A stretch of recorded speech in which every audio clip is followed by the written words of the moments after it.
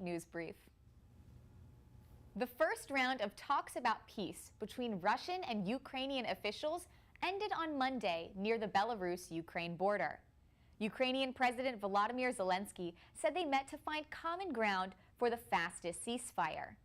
A Ukrainian member of parliament said there were 3 rounds of talks, but no tangible results, and that the officials have returned to their capitals for consultations. According to Zelensky, there will be another round of negotiations in the near future.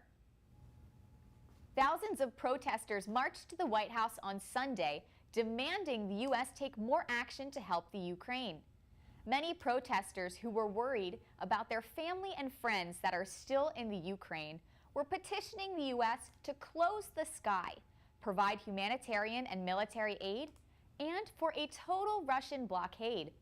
It was announced on Monday by the Biden administration that financial transactions of Russian central bank assets have been blocked, but many of the protesters felt this is not enough. Pope Francis and Ukrainian President Zelensky spoke on the phone, expressing their deep pain for the Ukraine on Saturday. Zelensky tweeted, "I thanked Pope Francis for praying for peace in the Ukraine and a ceasefire. The Ukrainian people should feel the spiritual support of His Holiness." This conversation comes after the Pope visited the Russian embassy to the Holy See on Friday to express his concern for the war. The Pope has been adamant about expressing his view of no war and tweeted in both Ukrainian and Russian, "Jesus teaches us to respond to the diabolical senselessness of violence with God's weapons, with prayer and fasting. May the Queen of Peace, preserve the world from folly of war." Pope Francis has also called for a day of fasting and prayer for peace in the Ukraine on March 2nd. And now to Patrick for the weather. Thank you, Angelina.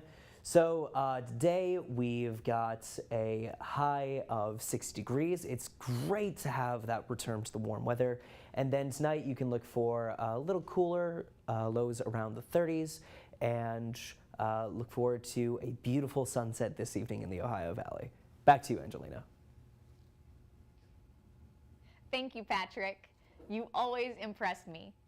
That is all your news for today. I'm Angelina Toole with this Franciscan Beat News Brief. Happy Mardi Gras and stay fat, Steubenville.